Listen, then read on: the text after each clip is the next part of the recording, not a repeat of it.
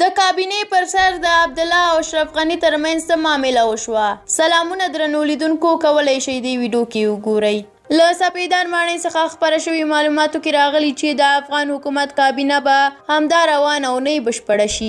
د مصالحې عالي شورا رئیس ډاکټر عبدالله ته نږدې سرچینو ویلي چې د همدې اونۍ تر پایه به ښاغلی عبدالله خپله برخه 11 نوماند وزیران ارګ ماڼۍ ته معرفي کړي. له ولسمشر غني سره د ډاکټر عبدالله د ټاکنیز ټیم د هوکړې مطابق یاد شوي ټیم به په نوي حکومت کې 11 وزارتونه 50% برخه ولري. د عبدالله ونډه ویل کېږي چې د کورنیو چارو، اقتصاد، لوړو زده کړو، مخابراتو او معلوماتي ټکنالوژۍ، ترانسپورټ او هوایي چلند، سوداګرۍ او صنایعو او قومونو او قبایلو وزارتونه د ښاغلي عبدالله د ټاکنیز ټیم په ونډه کې رسیدلي دي. نور هغه وزارتونه چې تر اوسه ورته نوماند وزیران معرفي شوي یا نه دي معرفي شوي د ولسمشر غني ونډه ګڼل شوې ده.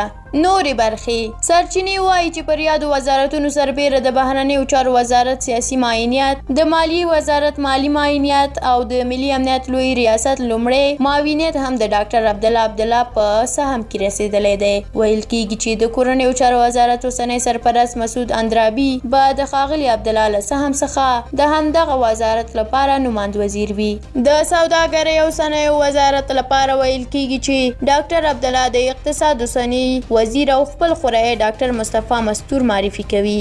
په ورته وخت کې هم دغه وزارت ته د نومان وزیر په توګه د ډاکټر انورالحق هادي د معرفي ګنګوسۍ هم شته.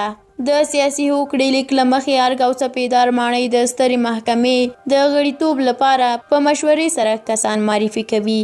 د ولسمشر غني ونډه ولسمشر غني چې ډاکټر عبدالله سره د سیاسي هوکړې لیک له مخې د کابینې 50% واک به ورسره وي، تر اوسه د بهرنیو چارو، مالیې، عامه روغتیا، پوهنې، ښځو چارو، اطلاعات او فرهنګ، معدن او پټرول، ښار او کور جوړولو وزارتونو او د ملي امنیت لوی ریاست ته خپل نوماندان معرفي کړي. د دې ترڅنګ تر اوسه د ملي دفاع، عدلیې، کلیو او پراختیا، اوبو او انرژي، ارشاد، حج، اوقاف او کډوالو او بیرته راستنېدو چارو وزارتونو برخلیک نه دی معلوم چې نوماند وزیر به یې څوک وي.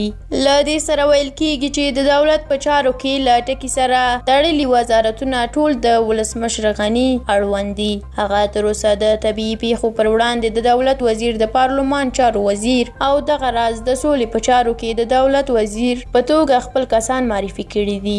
پر حکومت د ولسي جرګې له لوري فشار دی چې زر نوماند وزیران دي د باور رایو اخیستنو لپاره ورواستوي او په دې ډول د سرپرستۍ دوره پای ته ورسوي.